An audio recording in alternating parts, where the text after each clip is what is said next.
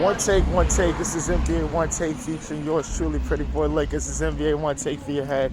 NBA One Take for your brain. Coming to you live, Brooklyn, New York. NBA One Take, June 11th, 2022. Game 4 of the NBA Finals. Game 4 of the NBA Finals. Celtics up 2-1. Celtics up 2-1. So what I'm looking for. You can subscribe to me on YouTube, Snapchat, Instagram, as well as Facebook. Everything Pretty Boy Laker.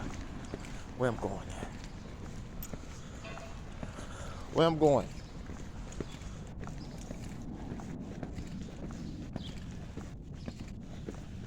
A little over 7 years ago. Let me take it back a little bit.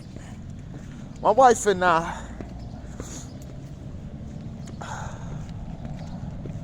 went to San Francisco.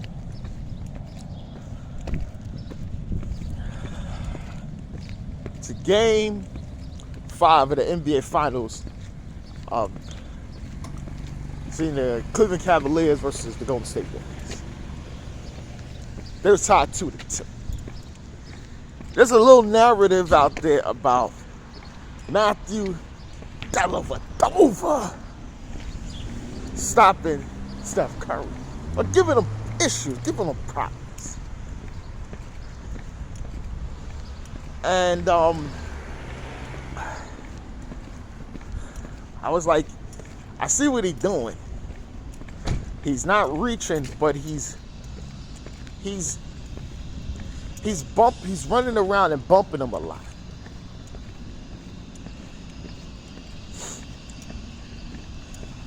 So Curry made some adjustments, and when Matthew Dellavedova was guarding him, and if you go back to that series, they said they had to put IVs in Matthew Dellavedova. But where I'm going with this, Steph had 38 points. And they took a 3-2 lead. And my wife and I was there. Like, we had some real good seats. Like, right there in the tunnel area. And Steph was screaming, "One more!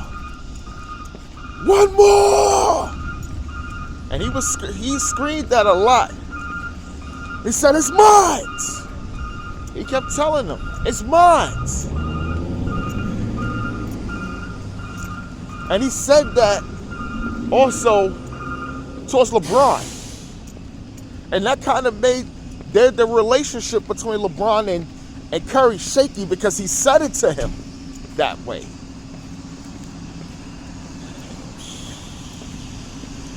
That made that relationship very, because he said it that way. I'm telling you, when that happened, that's when that relationship became a little icy. Because LeBron felt it. And I go back to that game and reference to this game. Steph Curry had 43. Now, he had 7 threes. He was all-time great. People say, what? Was that his moment? This may be his Steph moment in the finals. I say that was his moment till this day for me in the finals, because he had great games too. He had 47 against the Raptors. But I don't keep that as a Steph great moment game, because if you watch that Raptors game that he did, it was a good 47. But this 43 he did was statement. And he made a statement in this game.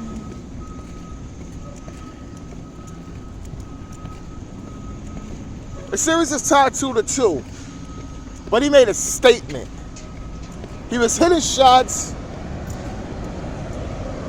doing a lot of playmaking, but every time the Celtics thought they had him, he hit a statement, and The Celtics on the other end, instead of the flow of the game, tried to answer back. And when I say that was because that used to happen to LeBron James. LeBron James would try to answer back statement after statement baskets.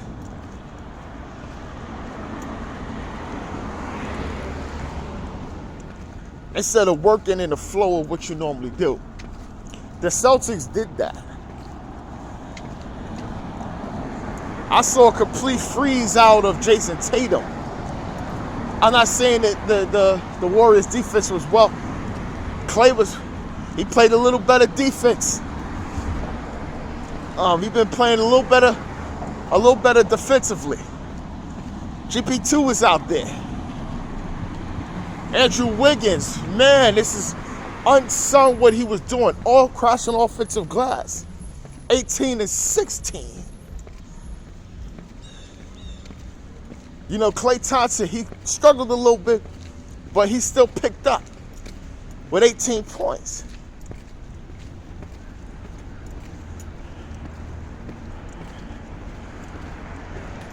At one point, Draymond Green,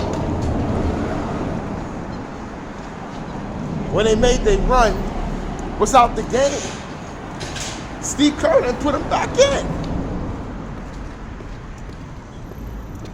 And then Draymond understood it. It ain't about me.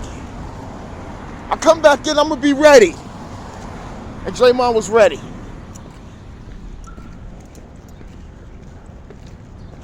Even though he had 2, 9, and 8, he made great key plays down that stretch when you just didn't know what Boston was going to do. And he did it.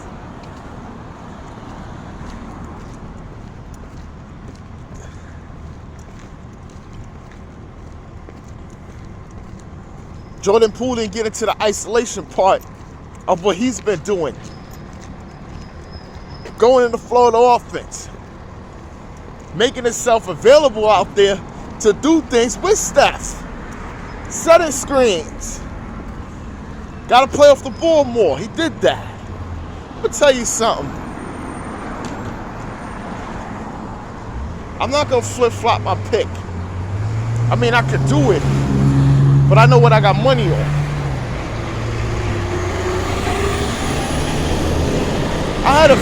When I said in the last vote, this is concerning. The concerning part was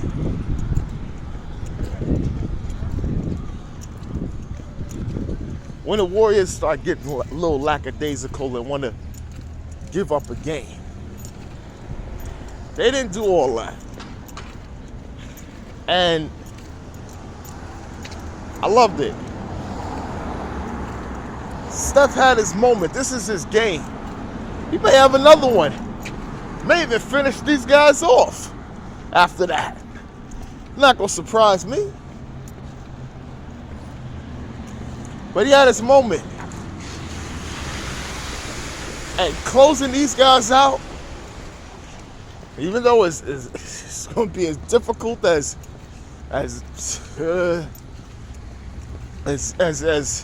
anything, as probably as tough as 2016 Cavs, which they just could not put that away with that Kyrie and LeBron. Jason Tatum and Jaylen Brown, they didn't play well, but they didn't play bad either. There was just points in the game where they could have did more. They could have been more ball moving, especially down the stretch. They kept doing high pick and roll, one ISO to the cup. And it was missing. because then it was going to settle for a contested corner threes. See, that's the thing. As great as corner threes are, if you play well on the drive and the guy don't bite, and the guy completely don't bite, but hedge a little bit, and that ball get to that corner, and he's long enough to contest it,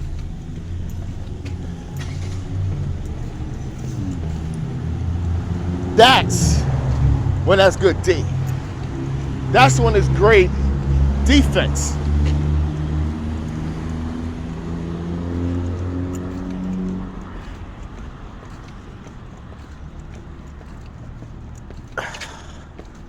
I don't know what to say on the Celtics side. They just got to move the ball more.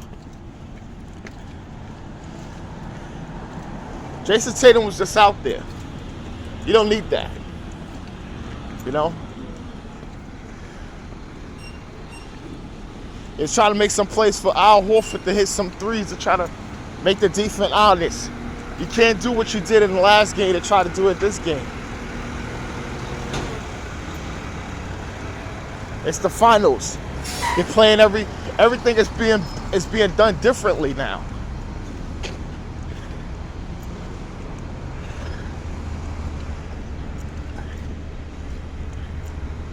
Steve Kerr didn't overthink it. He kept Kevin Looney in there. Because he's big. He's a presence. He can block shots. He can rebound. You got to go what's working. That's what he did. He went what's working.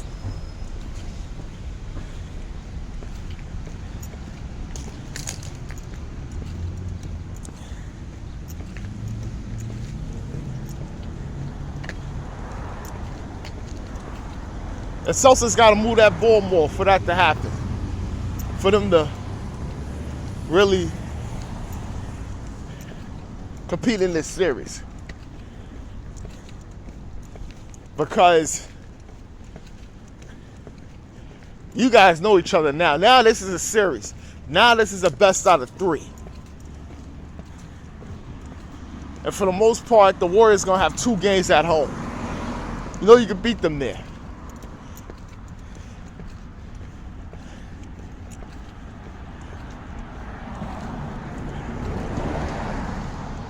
This is a series. This may go 7 games now. I'm optimistic it is now. Kind of, but like I said, my money is on Boston at 6. I'm a Lakers fan, and that shit hurt. But I need my money.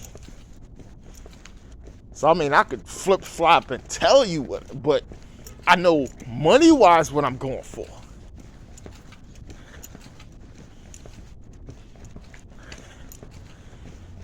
And I don't do single leg parlays and other things trying to make up them. Nah. You guys ain't getting my money. I don't do that. When I do it, you know what, I ain't gonna lie. I do it here and there, whatever like that. Depending on the matchup, what I see on that thing, what that player say, shoot around or whatever like that, then I may think about it. But this is gonna be great, man. This is gonna be great. But this is NBA Onetake's Pretty Boy Laker Puerto Rican Day weekend. Seeing all the flags, but equal. It's one of my home, baby. You know, up out of here. Spanish Harlem. All right, and I'm out.